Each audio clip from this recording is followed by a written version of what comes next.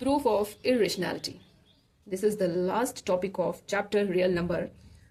So we have to prove that root three is irrational. आपको बताना है कि जो रूट थ्री है ये इरेशनल है. ठीक है, इसको हम कैसे बताएंगे? Okay, first of all I will explain something that is axiom. एक एक्सियम है. एक्सियम मीन्स कुछ रिजल्ट है जो हम इस क्वेश्चन में यूज करेंगे. ठीक है, वो क्या एक्सियम है?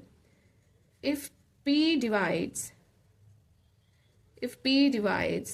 ए स्क्वायर, अगर p जो है a स्क्वायर को डिवाइड करता है देन p डिवाइड्स a. अगर वो a स्क्वायर को डिवाइड करता है तो वो a को भी डिवाइड करेगा. ये हमारा क्या है? Axiom. For example p divides a square. अगर p जो है a स्क्वायर को डिवाइड करता है तो p क्या करेगा? a को भी डिवाइड करेगा. ठीक है, ये अगर आपका if this p divides a square then p divides a. कैसे? मान लो जी 6 का स्क्वायर है. ठीक है, मैं लिखूंगी if 2 divides A square. A square क्या है आपका? 6 इंटू 6 इज 36. 2 से डिवाइड करेंगे तो करता है 2 18 36 विच इज इक्वल टू 18. ये तो कर रहा है. इफ 2 डिवाइड्स 6 का स्क्वायर देन 2 डिवाइड 6 ऑल्सो. वो 6 को भी डिवाइड करेगा. चेक करके देख लेते हैं. 2 3 6. यस, अगर कोई भी नंबर उसके स्क्वायर को डिवाइड करता है तो वो उस नंबर को भी डिवाइड करेगा. ठीक है, इस एक्सियम का यूज जो है हम अपने थ्योरम में करेंगे. ठीक है, हम अपने क्वेश्चन में करेंगे. If a square divides p, then p divides a also. Got it? Okay, so let us start this question. Okay, one more thing. जब भी इस टाइप का क्वेश्चन रहता है हमारे पास, prove that root three is irrational और root two is irrational, root five is irrational, तो सबसे पहले स्टेप आपका रहता है कि हम इसको क्या लेकर चलेंगे? रैशनल लेके चलेंगे. फिर हम इसको प्रूव करेंगे और लास्ट में वो कॉन्ट्राडिक्ट कर जाएगा. हम बोलेंगे ये क्या है? रैशनल नहीं है. जो हमने अज्यूम किया था, जो हमारी अजम्पशन थी वो रॉन्ग थी. ये क्या है? इरेशनल. ठीक है, so let us do let root three is rational. ठीक है, अगर तो रैशनल है तो किस फॉर्म में होगा? It means root three is equal to p by q. ठीक है, ये पी बाई क्यू की फॉर्म में अगर रैशनल है तो कौन सी फॉर्म में होगा? पी बाई क्यू की फॉर्म में, where p and q are integers. P and q क्या है? Integers and does not have a common factor. ये लिख लेते हैं यहाँ पे, where p and q does not have common factor. ठीक है बेटा, पी एंड क्यू तो आपको पता है इंटीजर्स हैं, और ये मैंने लिखा है does not have a common factor. ये मैंने इसीलिए लिखा है क्योंकि जो हमारा आगे प्रूफ होने वाला है इससे बहुत ही अच्छे से क्लियर हो जाएगा. इसका मतलब है, यहाँ पे मैं दैट इज करके लिख देती हूँ. इसका मतलब है जो पी एंड क्यू है उसमें कोई भी कॉमन फैक्टर नहीं है रादर देन 1. ठीक है, 1 के अलावा कोई भी उन दोनों में कॉमन फैक्टर नहीं है. फॉर एग्जाम्पल अगर पी बाई क्यू 2/3 की फॉर्म में होगा तो बताइए इनमें से सिर्फ कॉमन फैक्टर क्या है? 1 ही है, कोई और फैक्टर नहीं है. ठीक है, अगर 3/5 होगा तो इन दोनों में भी क्या है? 1 एज अ कॉमन फैक्टर है. उसके अलावा कोई भी नंबर जो है हमारे पास कॉमन नहीं है. ठीक है, इस टाइप का हमारा पी बाई क्यू की ये फॉर्म है. ओके, तो नेक्स्ट यहाँ पे क्या करेंगे? फर्स्ट स्टेप था लेट अज्यूम किया कि ये रैशनल है, then root three is equal to p by q. अगर रैशनल है तो पी बाई क्यू की फॉर्म में है. Second step is squaring both side. We get. ठीक है, जैसे ही हम इसको स्क्वायर करेंगे तो स्क्वायर करके हमारा ये एक्सियम की फॉर्म में हमने इसको लाना है. ठीक है, सेकेंड स्टेप आपको कैसे याद रखना है? स्क्वायरिंग करनी है. स्क्वायरिंग के बाद हमने एक्सियम जो हमने यहाँ रिजल्ट लिखा है इस फॉर्म में लाना है.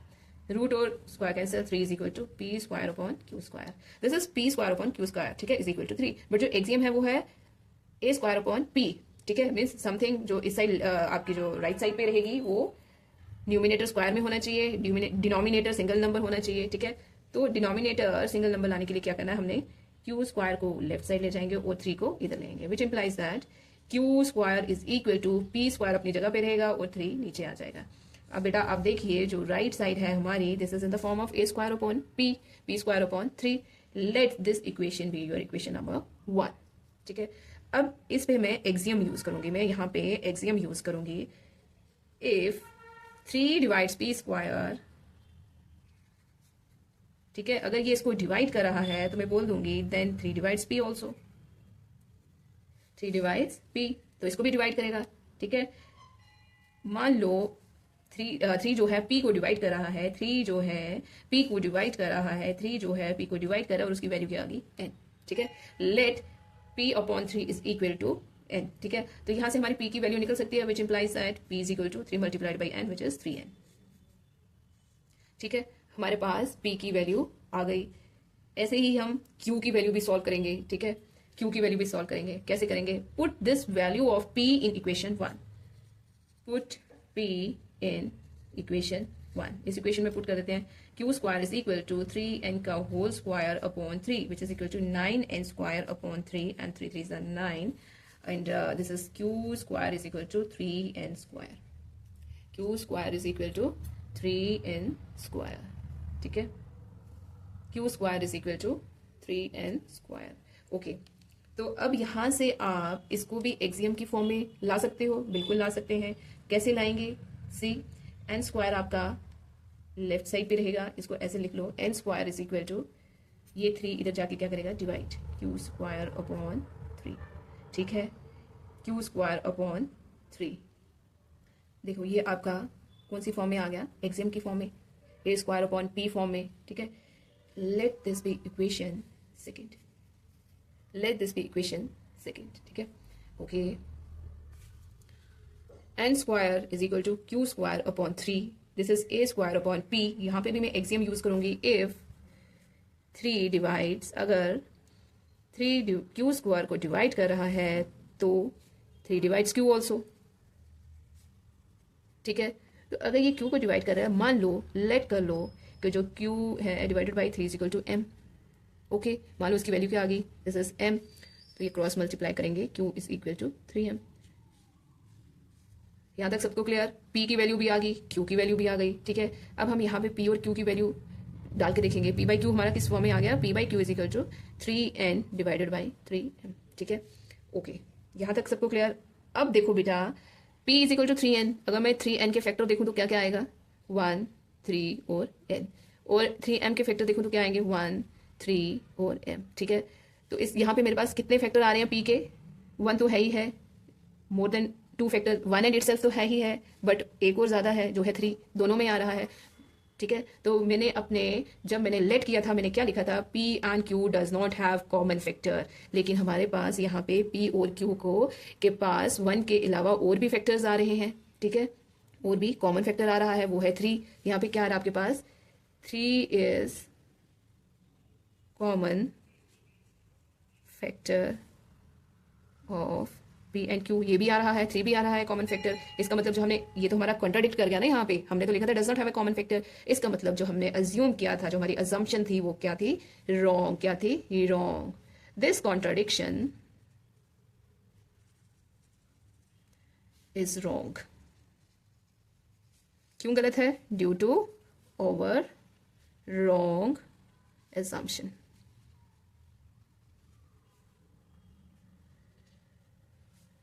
ठीक है।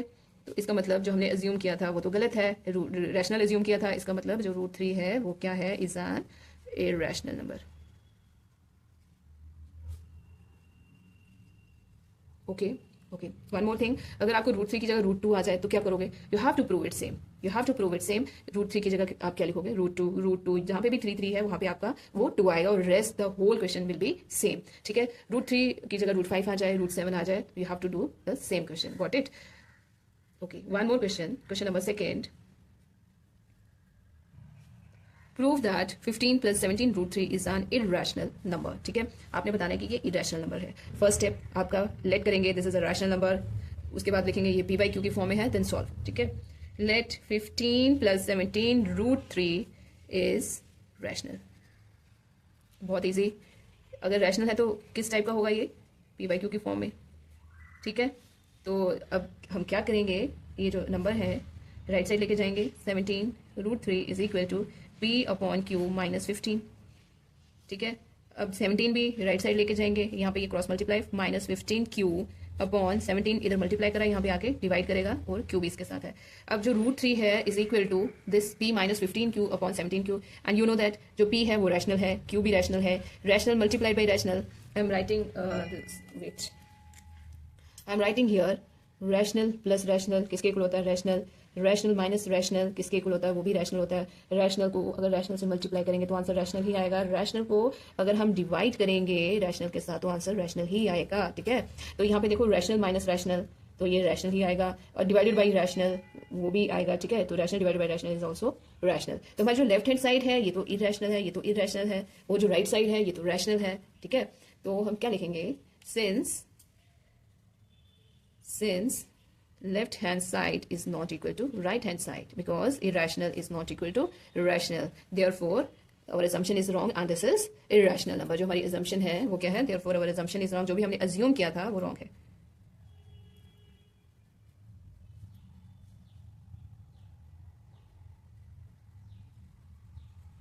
ठीक है। therefore our assumption is wrong, hence 15 plus 17 root 3 is an irrational। Clear? Question is show that root 3 plus root 5 का square is an irrational number। Okay, so let us do, it's very easy। सबसे पहला first point क्या रहता है, let this be rational। let root 3 plus root 5 का whole square is rational, ठीक है, is rational number। अगर ये rational number है तो कौन सी फॉर्म में होगा, p by q की फॉर्म में होगा, is equal to p by q।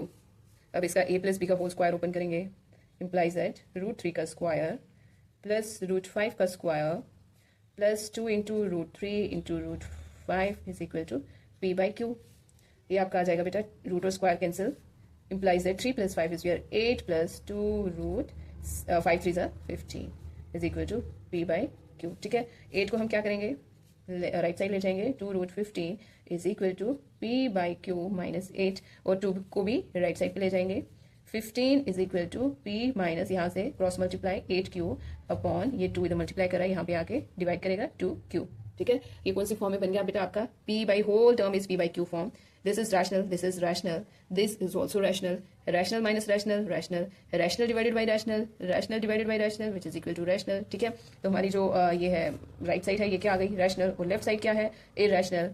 since left hand side is not equal to right hand side, क्यों नहीं इक्वल है, because irrational is not equal to rational, irrational rational के equal नहीं होता है, therefore we have a wrong assumption, we have wrong assumption,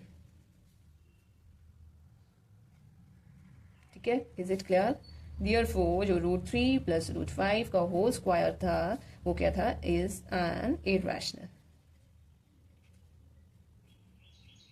okay, again अगर तो ये 2 से ज्यादा मार्क्स का होगा तो आपको रूट 15 बताना पड़ेगा कि ये irrational है, ठीक है। इज इट क्लियर, अगर 2 ही मार्क्स का होगा you have to do this much only. Okay, next, right whether 2 root 45 plus 3 root 20 upon 2 root 5 on simplification gives a rational or irrational number। अगर हम इसको सिंप्लीफाई करेंगे तो बताओ वो रैशनल नंबर आएगा कि irrational नंबर आएगा, ठीक है।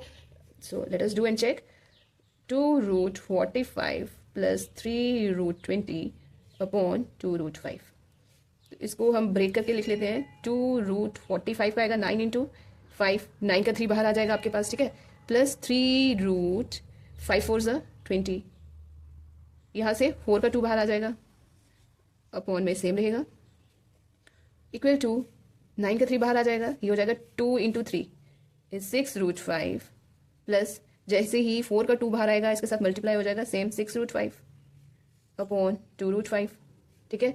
ये रूट 5 में न्यूमिनेटर से अगर कॉमन ले लूँ तो अंदर आ जाएगा 6 plus 6 upon 2 root 5, root 5 cancel, 6 plus 6 12 upon 2, 2 6 are 12 which is equal to 6। अब बताओ जी 6 रैशनल है कि इरेशनल है, रैशनल नंबर है, तो इसको सॉल्व करने पर हमारे पास क्या आता है, इट्स अ रैशनल नंबर, ठीक है, very easy. Next, explain whether the number 3 into 5 into 13 into 46 plus 23 is a prime और कंपोजिट। ये आपके सीबीएसई में 2016 में आया है, से इस टाइप के क्वेश्चन भी आते हैं। इस टाइप के क्वेश्चन में आपने एक चीज का ध्यान रखना है, जो प्लस में हमारे पास टर्म दी है ना, जो प्लस में हमारे पास टर्म दी है, हमने कोशिश करनी है जो मल्टीप्लाई में टर्म है एक नंबर उसका इसकी तरह सेम हो जाए, ठीक है। उसको आप चाहे स्प्लिट करके लिखो, ठीक है, तो आपने क्या करना है, एक नंबर सेम करके, सेम इसीलिए करना है ताकि हम वो कॉमन निकाल लें, ओके, ताकि वो हम कॉमन निकाल लें और बाकी का हमारा सॉल्व हो जाए।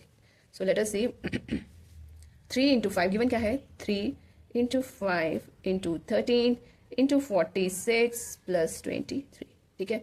सी 3 5 13 को तो 23 नहीं बना सकते, तो 46 को ही हम ब्रेक करके लिखेंगे, 3 5 इंटू 13 इंटू 46 को कैसे लिखेंगे 23 इंटू 2, 23 इंटू 2 प्लस 23। सी अब यहाँ पे भी 23 है इस साइड, इसमें भी 23 है, तो 23 हम क्या करेंगे कॉमन ले लेंगे। 23 आ गया जी आपका common, rest of the term क्या रह जाएगी 3 इंटू 5 इंटू 13, ये 23 बाहर चला गया तो 2 प्लस इसकी जगह पे 1। क्लियर सबको? Now multiply all the numbers.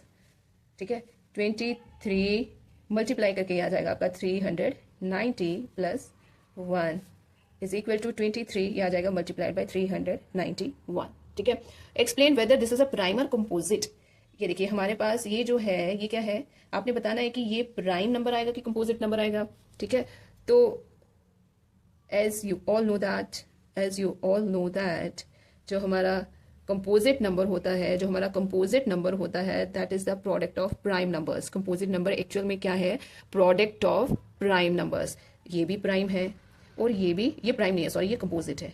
कैसे कंपोजिट है, आप इसको फैक्टर्स बना के चेक कर सकते हो whether this is a prime और कंपोजिट। ठीक है, तो ये आपका जाएगा 17 से, 17 इंटू 23 इज 391, 23 1 23, तो इसके 2 से ज़्यादा फैक्टर बन गए, तो ये क्या है हमारा कंपोजिट नंबर। ठीक है, तो वैसे भी इसके जो है फैक्टर कितने हैं, एक ये फैक्टर है, तो 2 फैक्टर हैं, 2 से ज़्यादा फैक्टर हैं, तो ये क्या बन गया, this is a composite number. क्या है ये, कंपोजिट नंबर। ठीक है, तो जो हमारा प्रोडक्ट है ये इसको मल्टीप्लाई करके हमारा आंसर क्या आ रहा है, this is a finally therefore this one is a composite number. ठीक है, तो कंपोजिट या प्राइम बताने के लिए क्या करना पड़ता है, आपको पहले कॉमन लेकर निकालो और देखो क्या इसका आंसर आ रहा है। अगर ये मल्टीप्लिकेशन ऑफ प्राइम्स है, अगर ये मल्टीप्लाई है प्राइम का, सी ये सारे के सारे प्राइम नंबर हैं, this is a prime number, multiplication of prime number, product of prime number is equal to composite number. ठीक है, तो ये इसका आंसर क्या आएगा, composite number. Got it, is it clear? तो बेटा जो भी एक्स्ट्रा क्वेश्चन रहेगा I will make videos on extra question. You have to practice, you need to practice more and more.